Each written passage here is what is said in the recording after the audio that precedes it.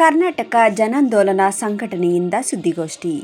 ಬೆಂಗಳೂರು ದಕ್ಷಿಣ ತಾಲೂಕು ಉತ್ತರಹಳ್ಳಿ ಹೋಬಳಿ ಕೆಂಬತ್ತಳ್ಳಿ ಗ್ರಾಮದ survey number 55ರಲ್ಲಿ 8 ಎಕರೆ 10 ಗುಂಟೆ ಸರ್ಕಾರದಿಂದ ಮಂಜೂರಾಗಿರುವ ಜಮೀನಿನಲ್ಲಿ ನಿವೇಶನ ರಹಿತರಿಗೆ ನಮ್ಮ ಸಂಘಟನೆಯ ಸದಸ್ಯರಿಗೆ ನಿವೇಶನ ನೀಡಲು ಪಟ್ಟಿ ಸಿದ್ಧಪಡಿಸಿ ಜಿಲ್ಲಾಧಿಕಾರಿಗಳಿಂದ ಅನುಮೋದನೆ ಪಡೆದು ಹೈಕೋರ್ಟ್ ಆದೇಶದಂತೆ ನಿವೇಶನ ನೀಡಿದ್ದು ಸಂಘಟನೆ ಸದಸ್ಯರು ಮನೆ ಕಟ್ಟಿಕೊಂಡಿದ್ದಾರೆ. ಕೆಲವರು ಸಂಘಟನೆ ಹೆಸರಿನಲ್ಲಿ ನಮಗೂ ನಿವೇಶನ ನೀಡಿ ಎಂದು ಇಲ್ಲಸಲ್ಲದ ಕಿತಾಪತಿಗಳನ್ನು ಮಾಡುತ್ತಿದ್ದಾರೆ. ಠಾಣೆಯಲ್ಲೂ ಸಹ ದೂರು ನೀಡುತ್ತಿದ್ದಾರೆ. ಆದರೆ ವಾಸ್ತವವಾಗಿ ಕೋರ್ಟ್ ಆದೇಶದಂತೆ 240 ಫಲಾನುಭವಿಗಳಿಗೆ ಪಟ್ಟಿ ಸಿದ್ಧವಾಗಿದ್ದು ಬೇರೆಯವರಿಗೆ ನಿವೇಶನ ನೀಡಲು ಹೇಗೆ ಸಾಧ್ಯ? ಅವರುಗಳು ಅಪಪ್ರಚಾರ ಮಾಡುವುದು ಸರಿಯಿಲ್ಲ. ಕಾನೂನಾತ್ಮಕವಾಗಿ ನಿವೇಶನ ಪಡೆದುಕೊಳ್ಳಲಿ. ಬಡವರಿಗೆ ಮನೆ ಕಟ್ಟಿಕೊಳ್ಳಲು ಸರ್ಕಾರದ ನಿವೇಶನ ನೀಡಿದ್ದೇವೆ. ಸರ್ಕಾರವೂ ಸಹ ಬಡವರ ಬಗ್ಗೆ ಕಾಳಜಿಯಿಂದ ಮೂಲಭೂತ ಸೌಕರ್ಯ ಒದಗಿಸಬೇಕು. ರಸ್ತೆ, ನೀರು, ವಿದ್ಯುತ್ ಮತ್ತು ಹಕ್ಕುಪತ್ರ ನೀಡಬೇಕು ಎಂದು ಸರ್ಕಾರದಲ್ಲಿ ಪದಾಧಿಕಾರಿಗಳು ಮನವಿ ಮಾಡಿದರು. ರಾಜ್ಯಾಧ್ಯಕ್ಷರಾದ ಕೆ. ಮರಿಯಪ್ಪನವರ ಹೋರಾಟದ ಫಲ ಹಾಗೂ ಎಸ್.ಸಿ. ಸಿದ್ದಲಿಂಗಪ್ಪ, ಕರ್ನಾಟಕ ಜನಾಂದೋಲನ ಸಂಘಟನೆಯ ರಾಜ್ಯ ಪ್ರಧಾನ ಕಾರ್ಯದರ್ಶಿ ಕನ್ನಳ್ಳಿ ಕೃಷ್ಣಪ್ಪ ಹಾಗೂ ಫಲಾನುಭವಿಗಳು ಸುದ್ದಿಗೋಷ್ಠಿಯಲ್ಲಿ ಉಪಸ್ಥಿತರಿದ್ದು ಮೂಲಭೂತ ಸೌಕರ್ಯಕ್ಕಾಗಿ ಸರ್ಕಾರದಲ್ಲಿ ಮನವಿ ಮಾಡಿದರು. ಅಪಪ್ರಚಾರ ಮಾಡುವ ವಿವಿಧ ಸಂಘಟನೆಯ ಮುಖಂಡರಲ್ಲಿ ಮನವಿ ಮಾಡಿ ಬಡವರ ಪರ ಕೆಲಸ ಮಾಡಿ ಪ್ರಚಾರ ಮಾಡಿ ಫಲಾನುಭವಿಗಳಲ್ಲಿ ಗೊಂದಲ ಸೃಷ್ಟಿಸಬೇಡಿ ಎಂದರು. ಹೈಕೋರ್ಟ್ ಆದೇಶದಂತೆ ನಿಯಮಾನುಸಾರ ಹಂಚಿಕೆ ಮಾಡುತ್ತಿದ್ದೇವೆ ಎಂದರು. ನಮಗೆ ಯಾರೂ ಇದನ್ನು ಅಕ್ರಮವಾಗಿ ನಾವು ಮಾಡ್ಕೊಂಡಿಲ್ಲ. ಮರಿಯಪ್ಪ ಅವರು, ಸಿದ್ದಲಿಂಗಪ್ಪ ಅವರು, ಕೃಷ್ಣಪ್ಪ ಅವರು ಇವರು ಶ್ರಮಜೀವಿಗಳಾಗಿ ನಮ್ಮನ್ನೆಲ್ಲ ಕಟ್ಕೊಂಡು 20 ವರ್ಷಗಳು ಹೋರಾಡಿ ಇದನ್ನೇನೋ ನಮಗೊಂದಿಷ್ಟು ಸೂರು ಕೊಟ್ಟವ್ರೆ. ಆದರೆ ಸರ್ಕಾರ ಯಾವ ಗಮನಕ್ಕೂ ತಗೊಂಬಲಿಲ್ಲ. ಇದನ್ನು ಇವ್ರ ಗಮನಕ್ಕೆ ತಗೊಂಡು ಸ್ವಲ್ಪ ಅವರಿಂದ ಸ್ವಂತ ಖರ್ಚು ಹಾಕ್ಕೊಂಡು ಇದನ್ನೆಲ್ಲ ಲೆವೆಲ್ ಮಾಡಿಸಿ ಬಡ ಬಗ್ಗರಿಗೆ ಸೂರು ಕಟ್ಕೊಂಬಕೊಂಡು ಜಾಗ ತೋರಿಸವ್ರೆ. ಸರ್ಕಾರ ಕೊಟ್ಟಿರೋ ಜಾಗನ ಸರ್ಕಾರದಿಂದ ನಾವು ಆದೇಶ ಮಾಡ್ಕೊಂಡು ಇವತ್ತಿನ ದಿವಸ ನಾವು ಕಟ್ಕೊಂಡು ಬಡವ್ರು ಬದುಕ್ತಾ ಇದ್ದೀವಿ. ಎಲ್ಲ ಬಡಜೀವಿಗಳೇ ಸಾಲ ಸೂಲ ಮಾಡಿ ಕಂಡೋರ ಮನೆಗಳ ಬಡ್ಡಿ ತಂದು ಇವತ್ತು ಕಟ್ಕೊಂಡಿದ್ದವಕ್ಕೆ ಕಿರುಕುಳ ಕೊಡ್ತಾ ಇದ್ದರೆ ಇಲ್ಲಿ ಜೀವನ ಮಾಡೋದಕ್ಕೂ ಸ್ವಲ್ಪ ದುರ್ಬಲ ಆಗುತ್ತೆ. ಆದ್ದರಿಂದ ದಯವಿಟ್ಟು ಈ BBMP ಅವರಾಗಲಿ ಪೊಲೀಸ್ನವರಾಗಲಿ ಯಾರೇ ಆಗಲಿ ಅಧಿಕಾರಿಗಳು ಬಂದು ನಮಗೆ ರಕ್ಷಣೆ ಕೊಡಬೇಕು ಅಂತೇಳಿ ನಾವು ಕೇಳ್ಕೊಂತ. ನೀರಿಲ್ಲ, ಲೈಟ್ ಇಲ್ಲ, ಚೇಂಬರ್ದು ಕಲೆಕ್ಷನ್ ಇಲ್ಲ, ರಸ್ತೆಗಳಿಲ್ಲ, ನೈಟು ಎಲ್ಲಿಂದ ಹೊರಗಡೆಯಿಂದ ಡ್ಯೂಟಿಗಿಂದ ಮಕ್ಕಳು ಬರಬೇಕಾದ್ರೆ ರೋಡ್ಗಳು ಸರಿ ಇಲ್ಲ, ಜನಗಳು ಸರಿ ಇಲ್ಲ. ಇಲ್ಲಿ ವಾಸ ಮಾಡಬೇಕು ಅಂದರೆ ತುಂಬ ಭಯ ಆಗುತ್ತೆ. ಇಲ್ಲಿ ನಾವು ಬಂದು ತುಂಬ ವರ್ಷಗಳಿದ್ದು ಇಲ್ಲೇ. ಈಗ ಗುಡಿಸಲೆಲ್ಲ ಕಿತ್ತಾಕೊಂಡು ನಾವು ಸ್ವಂತ ಮನೆ ಕಟ್ಕೊಂಡಿದ್ದೀವಿ. ಕಟ್ಟಿಲಿ ವಾಸ ಮಾಡ್ತಾಯಿದ್ದೀವಿ. ಆ ಕಡೆ ಈ ಕಡೆ ಪರ್ಕಿಗಳೆಲ್ಲ ಬಂದು ನಮಗೆ ಟಾರ್ಚರ್ ಕೊಡ್ತಾಯಿದ್ದಾರೆ.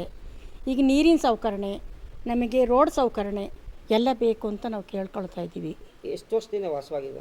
ನಾವು ತುಂಬ ಈಗ 21 ವರ್ಷ ಆಯಿತು. ನಾವು ಕೆಂಬತ್ತಳ್ಳಿಲಿದ್ದರೆ ಇಲ್ಲಿ ಬಂದು ಒಕ್ಕಲಾಕಿದ್ದು. ಈಗ ಸದ್ಯಕ್ಕೆ ಮನೆ ಕಟ್ಕೊಂಡು ಇಲ್ಲಿ ವಾಸ ಆಗಿದ್ದೀವಿ. ಒಂದು 6-7 ತಿಂಗಳಾಯ್ತು ಈಗ ವಾಸ ಹಾಕ್ಕೊಂಡು ಇಲ್ಲಿ. ನೀನು ದನೀರದವರ ಧೈರ್ಯವೋ ನೀಲಿ ಅಂದ್ರೆ ನೀತಿಯೋ ಜೈ ಭೀಮ ಅಂದ್ರೆ ನಿರ್ಭೀತಿಯೋ. ಜೈ ಭೀಮ್. ಇವತ್ತು 26 ವರ್ಷ ಆಗಿದೆ ಈ ಭೂಮಿಯಲ್ಲಿ ಹೋರಾಟ ಮಾಡಿರೋಂಥದ್ದು.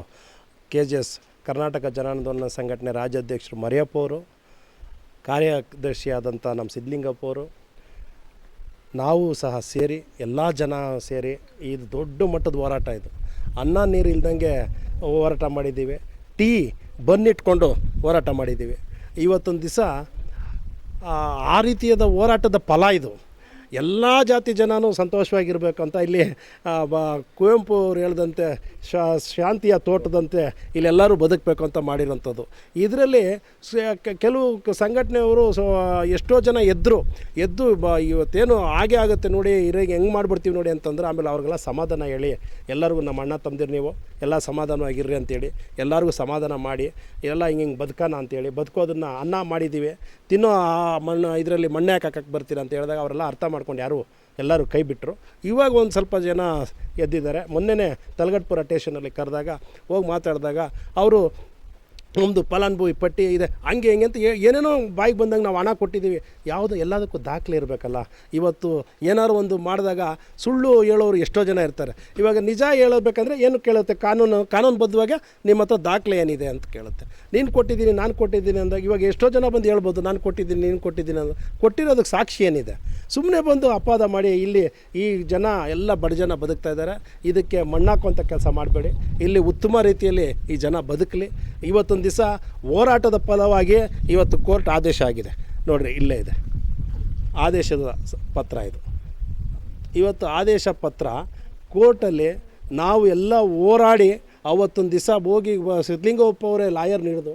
ಇವತ್ತೊಂದು ದಿವಸ ಆ ಲಾಯರ್ಗೆ ನಾವು ಕೋಟಿ ನಮನ ಹೇಳಬೇಕು. ಯಾಕಂದರೆ ಅವತ್ತೊಂದು ದಿವಸ ಪರಿಸ್ಥಿತಿ ಇನ್ನು 2 ದಿವಸ ಬಿಟ್ಟರೆ ಹೊಡೆದಾಕ್ತೀನಿ ಅಂತಾರೆ. ಅಂಥ ಪರಿಸ್ಥಿತಿಯಲ್ಲಿ ಆ ಲಾಯರ್ ಸಾಹೇಬರು ನಮ್ಮ ಬಡವ್ರ ಪರ ನಿಂತು ಇವತ್ತೊಂದು ದಿವಸ ಇದೊಂದು ಜಯನ ಕೊಟ್ಟಿದ್ದಾರೆ. ಇಮಿಡಿಯೇಟ್ಲಾಗೆ ಇವತ್ತು ರಸ್ತೆ ಮಾಡಬೇಕು ಹೇಳ್ದಂಗೆ 8 ಕೋಟಿ 2 ಲಕ್ಷ ಇದುವರೆಗೂ BBMP ಅವ್ರು ಈ ಕಡೆ ಬಂದು GB ಅವರು ಇದುವರೆಗೂ ಬಗ್ಗು ನೋಡ್ತಾ ಇಲ್ಲ. ಯಾಕೆ ಅಂದರೆ ಬಡವ್ರಿಗೊಂದು ನ್ಯಾಯ, ಇನ್ನೊಬ್ರಿಗೊಂದು ನ್ಯಾಯ. ಇಲ್ಲಿ ಖಾಲಿ ಬಿದ್ದಿದ್ದರೆ ಯಾರಿಗಾನ ಮಾರ್ಬಿಡ್ತಾಯಿದ್ರ ಅಧಿಕಾರಿಗಳೆಲ್ಲ ಸೇರಿ? ಎಲ್ಲ ಮಾಡಿ ಮಾರಿಬಿಡ್ತಾಯಿದ್ರೆ ಆಮೇಲೆ ನೋಡಿದ್ರೆ ಇದು ಬೇರೆದಕ್ಕೆ ಬರೆದುಬಿಟ್ಟಿದ್ದೀವಿ ಅಂತ ಹೇಳ್ಬಿಡೋದಾ? ಆ ರೀತಿ ಆಗಬಾರ್ದು. ಆ ರೀತಿ ಆಗಬಾರ್ದು ಅಂತಲೇ ರಾತ್ರಿ ಆಗಲು 25 ಅಡಿ ಇದ್ದ ಮಣ್ಣಿದು. ನೀವು ಲಾಸ್ಟ್ ಟೈಮ್ ಬಂದಾಗ ನೋಡಿದ್ದೀರಿ. 25 ಅಡಿ ಮಣ್ಣು ಎತ್ತಬೇಕಂದ್ರೆ ಏನು ತಮಾಷೆನಾ? 8 ಎಕರೆ 10 ಕುಂಟೆನಲ್ಲಿ ಆ ಒಂದು 10 ಎಕರೆಗೆ ಲೆವೆಲ್ ಮಾಡಿ ಇಷ್ಟು ಮಾಡಿರೋದು. ಮಶಾಣಕ್ಕೆ 2 ಎಕರೆ ಜಾಗ ಬಿಡಿ ಅಂತ ಅಲ್ಲಿ ನಾವು ಎಲ್ಲ ಲೆವೆಲ್ ಮಾಡಿದರೆ ಅದನ್ನು ಬಂದು ಮಣ್ಣು ಹಾಕ್ತೀರ. ಇವತ್ತು ಮನುಷ್ಯ ಸತ್ತರೆ ಉಣಕ್ಕೆ ಜಾಗ ಇಲ್ಲ ಅಂಥದ್ರಲ್ಲಿ 1-2 ಎಕರೆ ಅಲ್ಲಿ ಬಿಡಿಸಿರೋದ್ರಲ್ಲಿ ಬಂದು ನಾವು ಎಲ್ಲಿ ಮಾಡೋದು ಅಂತ ಬರ್ತೀರ? ಸರ್ ಇವತ್ತು ದಿನಕ್ಕೊಬ್ಬರು ಬರ್ತಾ ಇದ್ದಾರಲ್ಲ ಸರ್ ಈ ಜಾಗಕ್ಕೆ. ಇವತ್ತು ಬೆಳೆ ಹಾಕಿ ಇವಾಗ ರೈತ ಎಲ್ಲ ಥರನೂ ಕಷ್ಟಪಟ್ಟು ಉತ್ತಿ ಬೇವು ನೀರು ಸುರಿಸಿ ರಕ್ತ ಸುರಿಸಿ ಆ ಬೆಳೆನ ನಿಲ್ಲಿಸ್ಬಿಟ್ಟಿದ್ದಾನೆ. ಇವಾಗ ಕುಯ್ಕೊಳ್ಳೋಕೆ ಎಷ್ಟೋ ಜನ ಬರ್ತಾಯಿದ್ದಾರೆ. ಬಿಡೋಕ್ಕಾಗತ್ತಾ? ಅದಾಗಬಾರ್ದು. ಏನೋ ನಿಮಗೂ ಇನ್ನೂ ಸ್ಥಳ ಇದೆ, ಫೈಟ್ ಮಾಡಿ ಸರ್ಕಾರದಲ್ಲಿ ನೀವು ಹೋರಾಟ ಮಾಡಿ ಪಡೀರಿ. ಈಗ ಹೊಸ್ದಾಗಿ ಈಗ ಏನು ಓದ್ಸತಿ ನಾವೆಲ್ಲನೂ ಫ್ರೀಡಮ್ ಪಾರ್ಕು ಇನ್ನೊಂದು ಮತ್ತೊಂದು ಆಮೇಲೆ BBMP ಎಲ್ಲ ನೀವೆಲ್ಲ ಬಂದಿದ್ದೀರಾ, ಆ ಸ್ಟೋರಿಗಳೆಲ್ಲ ನೋಡಿದ್ದೀರಾ. 106 ಸಂಘಟನೆಗಳು ಬಂದು ಇದನ್ನು ಹೊಡೆದಾಕಬೇಕು ಅಂತ ಹೇಳಿ BBMP GBದವ್ರಿಗೆ ಹೋಗಿ ಅವರು ಅರ್ಜಿಗಳೆಲ್ಲ ಕೊಟ್ಟು ಪೋರಸ್ ಮಾಡಿದ್ರು. ಅದಕ್ಕೆ ನಾವೇನು ಮಾಡಿದ್ವಿ, ನಮ್ಮ ಫಲಾನುಭವಿಗಳೆಲ್ಲ ಸೆಟ್ ಮಾಡಿಕೊಂಡು ಯಾರ್ಯಾರು ಇಲ್ಲಿ ದುಡ್ದಿದ್ರು ಅವ್ರು ಯಾರ್ಯಾರು ನಮ್ಮ ಮುಂಚೂಣಿಯಲ್ಲಿ ನಮ್ಮ ಜೊತೆಗಳಲ್ಲಿ ಯಾರ್ಯಾರು ಇದ್ದರು ಅವ್ರನ್ನೆಲ್ಲ ನಾವು ಸೇರಿಸ್ಕೊಂಡು ಹೈಕೋರ್ಟ್ಗೆ ಹೋಗಿ ಈ ಲಿಸ್ಟು ನಾವು ಕೊಟ್ಟು ಆಮೇಲೆ BBMP ಯಾವುದೇ ಕಾರಣಕ್ಕೂ ಇಲ್ಲಿ ಬಂದು ತೊಂದರೆ ಕೊಡಬಾರ್ದು, ಅವ್ರು 2 ತಿಂಗಳಲ್ಲಿ ಹಕ್ಕುಪತ್ರ ಕೊಟ್ಟು ಈ ರೋಡು ಪಾಡೆಲ್ಲ ಮಾಡಿಕೊಡ್ಬೇಕಂತ ಹೇಳ್ಬಿಟ್ಟು ಕೋರ್ಟ್ ಆದೇಶ ಮಾಡಿತ್ತು. ಕೋರ್ಟ್ ಆದೇಶ ಯಾವಾಗಿತ್ತು ಸರ್? ಯಾವಾಗ ಇದೆಲ್ಲ ಮಾಡಿದೆ ಸರ್? ಇದು ಮೊನ್ನೆ ಒಂದು 3 ತಿಂಗಳಾಗಿದೆ ಸರ್ ಆದೇಶ ಕೊಟ್ಟು. ಈಗ ಪಟ್ಟಿನಲ್ಲಿ ಎಷ್ಟು ಜನ ಇದ್ದಾರೆ ಸರ್? ಸರ್ 240 ಜನ ಇದ್ದಾರೆ ಸರ್. 240 ಜನ ಪಟ್ಟಿಲಿದ್ರೆ ಮತ್ತೆ ಈ ಪಟ್ಟಿಲಿಲ್ಲದವರು ನಮಗೆ ಸೈಟ್ ಬೇಕು ಅಂತ ಏನಕ್ಕೆ ಕೇಳ್ತಾ ಇರೋದು? ಕಾರಣ ತಿಳಿಸಿ. ಸರ್ ಅವರು ನಮಗೆ ಯಾರಂತ ಅವರು ಗೊತ್ತಿಲ್ಲ ಸರ್.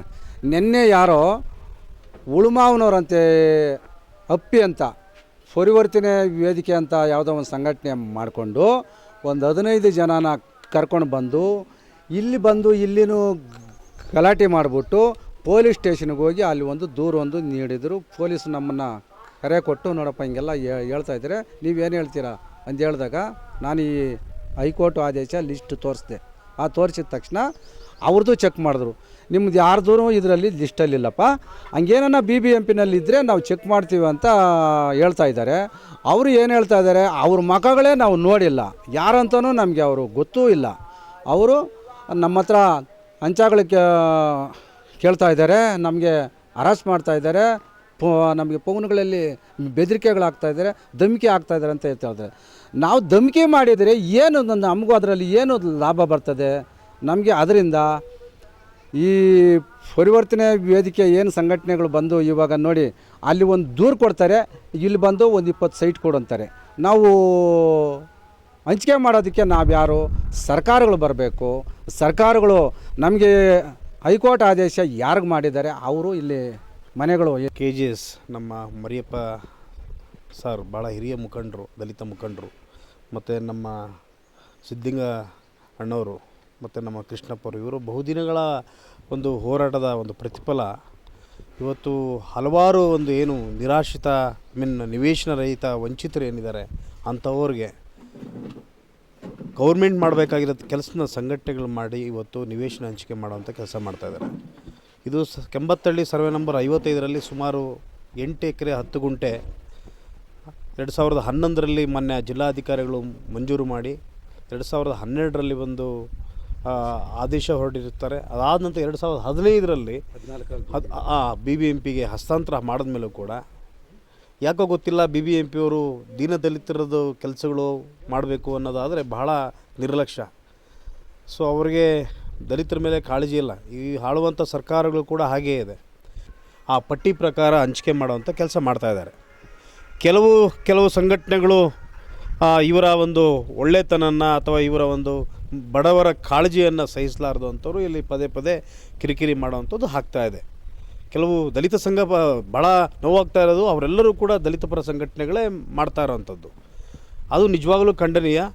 ಇಲ್ಲಿ ಅವರೆಲ್ಲರೂ ಕೂಡ ಕೈ ಜೋಡಿಸಿ ದೀನದಲಿತರು ಇವತ್ತೇನು ನಿವೇಶನ ರೈತರಿಗೆ ಹಂಚಿಕೆ ಮಾಡಿದ್ದೀವಿ ಅವ್ರಿಗೆ ಒಂದು ಸೂರು ಮಾಡಿಕೊಡ್ಲಿಕ್ಕೆ ಅವರು ಕೂಡ ಸಹಕರಿಸ್ಬೇಕಂತೇಳಿ ನಾನು ತಮ್ಮ ಮುಖಾಂತರ ವಿನಂತಿಸ್ಕೊಳ್ತೇನೆ. ಏನು ಗ್ರೇಟರ್ ಬೆಂಗಳೂರಿಗೆ ಬಂದು ಉಚ್ಚ ನ್ಯಾಯಾಲಯ ನಿರ್ದೇಶನ ಕೂಡ ನೀಡಿದೆ. ಕೂಡಲೇ ಬಂದು ಹಂಚಿಕೆ ಆಗಬೇಕು. ಆಮೇಲೆ ಸಂಬಂಧಪಟ್ಟ ಹಾಗೆ ಆ ಏನು ಮೂಲಭೂತ ಸೌಕರ್ಯಗಳನ್ನ ಒದಗಿಸಿ ಅವರೆಲ್ಲರಿಗೂ ಮಾಡಬೇಕಂತ ಇದೆ. ಆಲ್ಮೋಸ್ಟು 2.5ರಿಂದ 3 ತಿಂಗಳು ಆದರೂ ಕೂಡ ಯಾವುದೇ BBMP ಅಧಿಕಾರಿಗಳು ಎಲೆಕ್ಷನ್ನು ಅಂದರೆ ಚುನಾವಣೆಯನ್ನು ಅಂತ ಹೇಳ್ತಾ ಇದುವರೆಗೂ ಕೂಡ ಯಾವುದೇ ಕಡೆ ಗಮನ ಹರಿಸ್ತಲ್ಲ. ಆ ನ್ಯಾಯಾಲಯದ ಆದೇಶಕ್ಕೂ ಕೂಡ ಕಿಮ್ಮತ್ತಿನ ಕಾಸಿನ ಬೆಲೆ ಕೊಡ್ತಾ ಇಲ್ಲ. ಆಮೇಲೆ ಈಗ ಅವರಿಗೆ ಹಕ್ಕುಪತ್ರಗಳು ನೀಡಬೇಕಂತ ಆದೇಶ ಮಾಡಿದೆ. ಅಂದರೆ ಹಂಚಿಕೆ ಮಾಡಿದ ನಂತರ ಹಕ್ಕುಪತ್ರಗಳು ನೀಡುವಂಥದ್ದು ಇರ್ಬೋದು, ರಸ್ತೆ ವ್ಯವಸ್ಥೆ ಇರ್ಬೋದು, ನೀರಿನ ವ್ಯವಸ್ಥೆ ಇರ್ಬೋದು, ಚರಂಡಿ ವ್ಯವಸ್ಥೆ ಇರಬೇಕು, ಎಲ್ಲವೂ ಕೂಡ ಈಗಾಗಲೇ ಮಾಡಬೇಕಾಗಿತ್ತು. ದುರದೃಷ್ಟ ಈ ರಾಜ್ಯದಲ್ಲಿ ಕಾಂಗ್ರೆಸ್ ಸರ್ಕಾರ ಬಂದಮೇಲೆ ಅಂತೇಳು ದಲಿತ ಪರ ಸರ್ಕಾರ ಅಂತ ಹೇಳುವಂಥ ಈ ಸರ್ಕಾರ ಮೊದಲಿನಿಂದನೂ ಕೂಡ ದೀನದಲಿತರನ್ನ ವೋಟ್ ಬ್ಯಾಂಕಿಂಗ್ ಮಾಡಿಕೊಂಡು ಅವ್ರನ್ನೆಲ್ಲರೂ ಕೂಡ ವಂಚಿತ ಮಾಡ್ತಾ ಇದೆ ಹೊರತು ಯಾವುದೇ ಥರ ಈ ಸರ್ಕಾರ ದಲಿತರ ಪರವಾಗಿ ಇಲ್ಲ ಅಂತೇಳಿ ನಾನು ಈ ಮುಖಾಂತರ ಹೇಳಲಿಕ್ಕೆ ಬಯಸ್ತೇನೆ.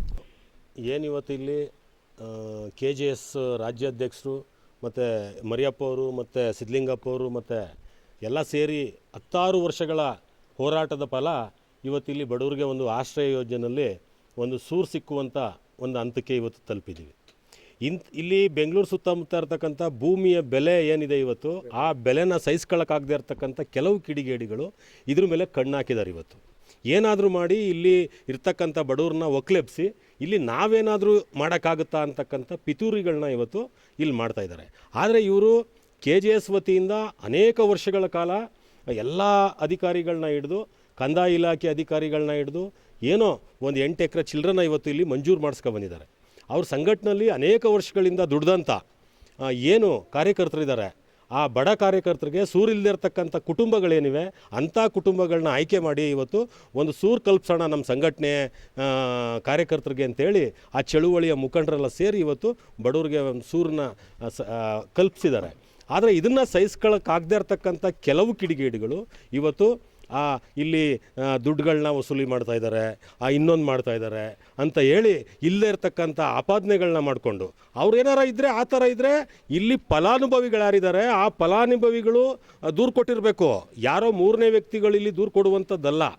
ಇಲ್ಲೇನಾದರೂ ಆ ಥರ ಅಕ್ರಮ ಚಟುವಟಿಕೆಗಳು ನಡೀತಾ ಇದ್ದರೆ ಇಲ್ಲಿ ಯಾರು ಮನೆ ಕಟ್ಕೊತಾ ಇದ್ದಾರೆ ಆ ಫಲಾನುಭವಿಗಳು ದೂರು ಕೊಡಬೇಕಾಗೈತೆ. ಬೇರೆ ಯಾರೋ ಸಂಬಂಧ ಇಲ್ಲದೇ ಇರೋ ವ್ಯಕ್ತಿಗಳು ದೂರು ಕೊಡೋದ್ರಲ್ಲಿ ಅರ್ಥ ಇಲ್ಲ. ಇದನ್ನು ಪೊಲೀಸ್ ಇಲಾಖೆ ಗಂಭೀರವಾಗಿ ಪರಿಗಣಿಸಬೇಕು. ಗಂಭೀರವಾಗಿ ಪರಿಗಣಿಸಿ ಏನಿವತ್ತು ಕೋರ್ಟ್ ಆದೇಶನ ತಗೊಂಡು ಬಂದು ಇವತ್ತಿಲ್ಲಿ ಬಡವರಿಗೆ ಕಾರ್ಯಕರ್ತರಿಗೆ ಮನೆಗಳನ್ನ ನಿರ್ಮಾಣ ಮಾಡ್ತಾ ಇದ್ದಾರೆ. ಅದಕ್ಕೆ ಪೂರಕವಾಗಿ ಈ ಪೊಲೀಸ್ ಇಲಾಖೆಯನ್ನು ಕೂಡ ಸಹಕರಿಸಬೇಕು. ಮತ್ತು ಏನು BBMP ಕೂಡ ಇಲ್ಲಿ ಮೂಲಭೂತ ಸೌಕರ್ಯಗಳನ್ನ ಏನು ಕಲ್ಪಿಸ್ಬೇಕಾಗೈತೆ.